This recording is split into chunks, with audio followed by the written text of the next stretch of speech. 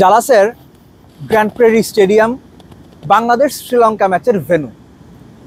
ভয়াবহ রকমের গরম, প্রচণ্ড গরম, এবং বাংলাদেশ টিম শ্রীলঙ্কা ম্যাচের আগে একটা মাত্র প্র্যাকটিস সেশন করার সুযোগ পাচ্ছে এই ম্যাচ ভেন্যুতে। বাংলাদেশ দলের যে ফর্ম এবং শ্রীলঙ্কা যেভাবে বিশ্বকাপের প্রস্তুতি শেষ করে বিশ্বকাপের প্রথম ম্যাচ খেলেছে, তাতে দুই দলকে আলাদা করাটা এই মুহূর্তে একটু ডিফিকাল্ট। যেমন প্রধান নির্বাচক গাজী আশরাফ লিপু বলছিলেন, নেদারল্যান্ডসের সঙ্গে শ্রীলঙ্কা প্রস্তুতি ম্যাচ হেরেছে, সাউথ আফ্রিকার সঙ্গে তাদের প্রথম ম্যাচে জাস্ট উড়ে গেছে, সেই দলটা চাপে থাকবে। অ্যাকচুয়ালি কি তাই? বাংলাদেশ যেভাবে পারফর্ম করেছে রিসেন্ট টাইমে, তাতে আসলে বাংলাদেশও কতটুকু স্বস্তি নিয়ে মাঠে নামতে পারবে সেই প্রশ্নটা কিন্তু রয়ে যায়। একই সঙ্গে এই যে ভেন্যুটা, মূল ম্যাচের আগে ভেন্যুতে একটা মাত্র প্র্যাকটিস সেশন করতে পারা, এটা কি কোনো সেটব্যাক বাংলাদেশ দলের জন্য?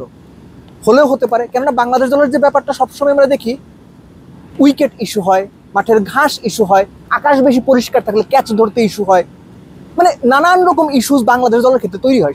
সেই বিবেচনা থেকে বলা যায় যে একটা মাত্র প্র্যাকটিস সেশনটা একটা বড় ইস্যু হলেও হতে পারে। কিন্তু এর চেয়ে তো গুরুত্বপূর্ণ যে ব্যাপারটা, সেটা হচ্ছে এই মাত্র উইকেট। এটা ড্রপ ইন উইকেট না। আমরা নিউ ইয়র্কে যে ধরনের উইকেট দেখে অভ্যস্ত, কিংবা যে ধরনের উইকেটে খেলা দেখে বিভিন্ন রকম সমালোচনা আমরা শুনছি, এই উইকেটটার ক্ষেত্রে সেই সমালোচনা হওয়ার সম্ভাবনা খুবই কম। কারণ এখানে যে লোকাল টি-20 ক্রিকেটটা হয়, এই মাঠে 200 রান পর্যন্ত হয়। আমি স্থানীয় কয়েকজন যারা নেট বল করেছেন, বাংলাদেশ আজকে নেট সেশন করেছে প্রায় 2 ঘন্টার মতো, সেখানে সব ক্রিকেটাররা যারা অ্যাভেলেবল ক্রিকেটার আছেন, শরীফুল বাদে সবাই যথেষ্ট পরিমাণে ব্যাটিং বোলিং করেছেন। তো যে নেট বোলাররা ব্যাটারদের বল করেছেন, তাদের দুজনের সঙ্গে কথা হয়েছে, তারা খুব স্পষ্ট করে জানিয়ে দিয়েছেন এই মাঠে 170-80 হবারই কথা, এবং একই সঙ্গে মনে করিয়ে দিয়েছেন যে এখানে স্পিনাররা নাকি একটু সুবিধা পেতে পারেন। এটা স্থানীয় ক্রিকেট খেলার নেট বোলাররা বলছেন, আমি জানি না তাদের কথা কতটুকু সত্যি।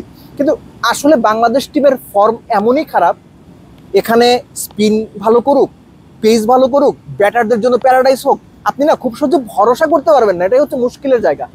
বাট তারপরও ভরসাটা করতে হবে।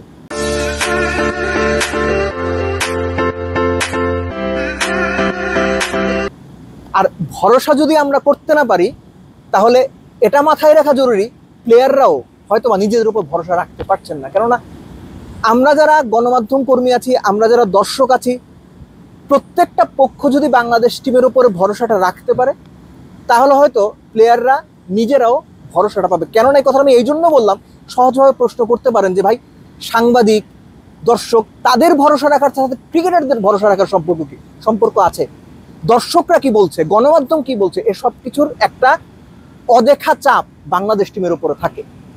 বাংলাদেশ টিমের প্লেয়াররা বাইরের অনেক কিছু নিয়ে চাপ বোধ করেন। তো সেই জায়গা থেকে আমরা যদি তাদেরকে একটা পজিটিভ ভাইব দেই, কিংবা তাদের প্রতি বিশ্বাসটা রাখি, এবং সেটা যদি আমরা তাদেরকে জানাই যে ভাই আমরা পজিটিভ, আমরা জানি আপনারা জিতবেন শ্রীলঙ্কার এগেইনস্টে, এটা হয়তো বাংলাদেশ টিমের কাজে লাগতে পারে, বাট ফলো আপ করে বলা যায় না।